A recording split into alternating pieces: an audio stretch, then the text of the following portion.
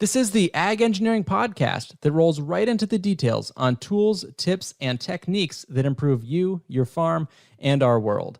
I'm your host, Andy Chamberlain from the University of Vermont Extension, and this podcast is sponsored by Northeast SARE. Thanks for listening. This episode comes to you from Westminster, West Vermont, where I visit with Howard Prussack of Meadows Farm.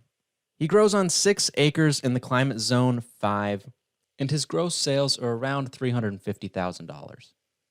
In this episode, Howard talks about his plastic mulch layer and how he uses it as a key production system on his farm.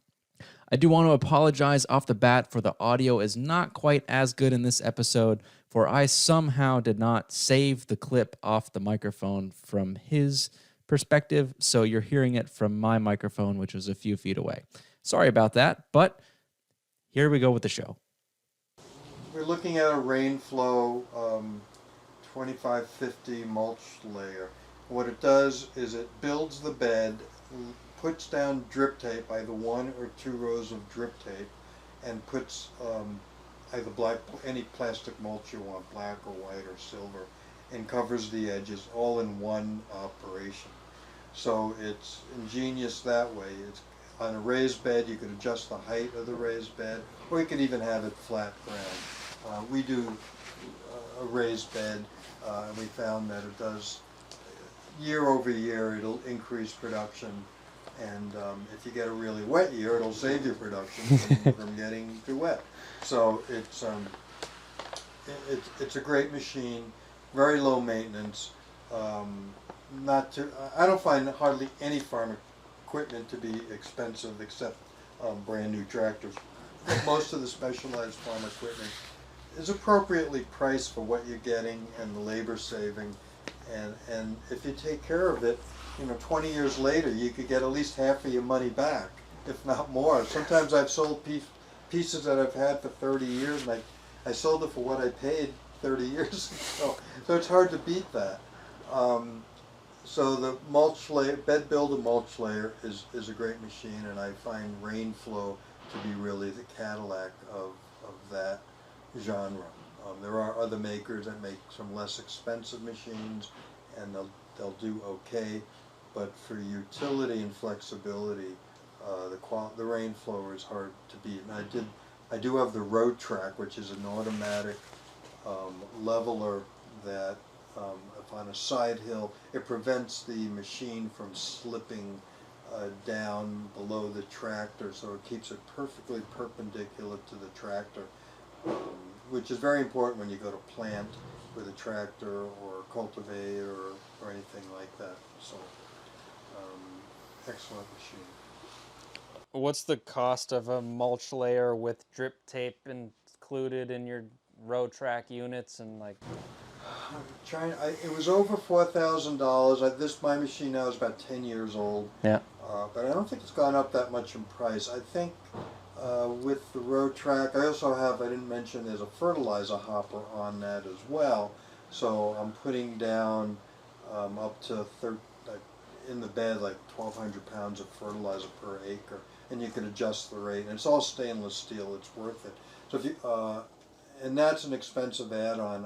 I think it might have been $900 just for that add-on. But again, it's stainless steel and it's worth it. So let's say I've got, roughly say it's $5,000 or $5,400 plus shipping for that machine. And if you compare it to haying equipment, you realize that specialized vegetable farming stuff is really a bargain, and it's going to last you, if it doesn't last you 20 years and you're doing something wrong. And the labor savings on that is so easy to see, and the increase in production is so easy to see that it's really one of those no-brainers. So very few people regret buying them. Sometimes you do find them used. Some people decide after a few years it doesn't fit their system, or they're changing what they grow, and for whatever reason. But no one ever got rid of it saying it's a piece of crap. Right. They're just changing their system, and they no longer need it. So if you use it, and you don't have to use it with plastic, you could just, and I do use it just to make a raised bed with drip lines in it. But most of the time I'm putting down plastic. I've saved so many farmers from a life of drudgery, of weeding by hand and not getting onion crops or garlic crops or squash crops because they've lost it to weeds. And, you know, you go to plastic and you're going to eliminate 90% of the weeding and the heartache, and you're going to easily double your yields over non-plastic growing on many crops. I know that because one year we were laying plastic and we ran out of plastic, but we kept on going. Half of the bed was plastic and half of the bed wasn't. So we planted our squash crop, and when go to harvest time, the crop that wasn't on plastic was half the yield. And it was like the light bulb went out. Oh, look at that. It's half the yield. And what's the difference? There was no plastic. No, plastic's not a miracle. I mean, it is a miracle. But yeah, nobody loves plastic. I don't like using plastic, but I like being in business. Right. And it just allowed me to stay in business for I've been doing this for 50 years. I started using black plastic 47 years ago, so I may have more experience with black plastic probably than almost anybody in New England. And you know, I'm still in business. My soils aren't poisoned. I've seen a lot of this anti-plastic propaganda crap. It's like, you're gonna poison. If my soils aren't poisoned, my earthworms are really happy. And I've got snakes, I've got crickets, I've got insects, my organic matter is improved, I've prevented erosion, my fertility levels are great. So all that anti-plastic, don't want to use plastic? Don't use plastic, that's fine. That's, you know, that's actually better for me, there's less competition. So I encourage people, don't use plastic, it's nasty stuff. Ignore everything I said. So yes, getting rid of it, you know, and you know, an acre of plastic, what's amazing, it's like, oh, an acre of black plastic. You could fill it like several bushel baskets when you compress it. It's so thin, it's about 1 millimeter of 1 mil of plastic, and you could cover an acre. 90 pounds of black plastic will do an acre. Come on. You know, yeah, like the volume. Yeah. That's not the argument to reduce your plastic consumption, no, we're per not se. destroying the world because, you know, we're doing several acres with black plastic. And drip tapes use 1/10 of the water. We're saving water. We're preventing disease. I mean, for every cockamamie argument against using plastic, I've got 10 substantial real-world arguments why you should if you're going to be in farming and, you know, trying to make a living. Yeah. Again, you don't have to. There's way not every farmer uses black plastic, and they're in business too. I get it. But for me, and you know, on my land, which is very hilly and prone to erosion, at times, black plastic has been a conservation tool. So, thank you. The benefits outweigh the cons for you. For me, and most people, everyone Yeah. has to decide Yep. for themselves. It's free choice. Well, was there any modifications you've had to make to that plastic mulch layer aside from, you know, a few minor adjustments to get you have to the dirt adjust it right? for your conditions. You know, match it to your tractor. You do have to learn to field preparation is vital. You want to have as well tilled soil as you can. No lumps of sod. It's not impossible to lay plastic on a lumpy field, but you're not going to like yourself in the morning. You're going to be cursing and you're going to hate it. So you really want to, and rotavating is really the only way and so if you're an anti-rotavator, you could shut this video now, because I'm a pro rotavator.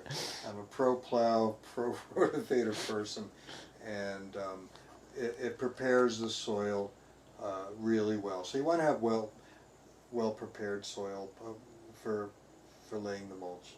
So you have to be prepared for that, and so you got to wait. Sometimes the weather conditions, it's too wet, and this and that. So you learn all those skills of laying and hillsides and whatnot, and that's why the road track feature is nice. But you know, sometimes one field is different than the next, but these are things that you find out pretty quick. So they're fun skills, and in the end, even doing a so-so job with your mulch layer is still better than not using it. So you'll be happy. Save yourself and your crew hours and hours and hours. The crew loves it. Yeah. You know, on a raised bed, you know, if they're planting by hand, you're not bending as far. Same thing with harvest. You're not bending as far to cut something because it's up 6 inches off of the ground already. And we've had rain sometimes. I've got pictures of harvesting vegetables. We're wearing boots and standing in water, and the vegetables are above the water line because they're on raised beds, and we're still able to harvest. So. And it helps in the opposite effect too when you've got a drought of a season too, right? Well, the plastic plastic will does. hold the moisture. There's the conservation part, and the drips are providing water, and the plastic is conserving it. So that's why year in and year out on plastic versus non, you're going to get 50% more yield.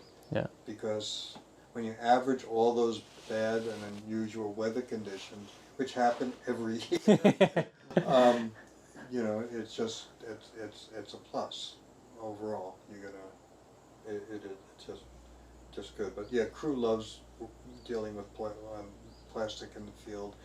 Easier weed, you know, the weeds are much fewer and all that matters, and it's just better. Thanks for listening to today's episode. I hope you enjoyed it.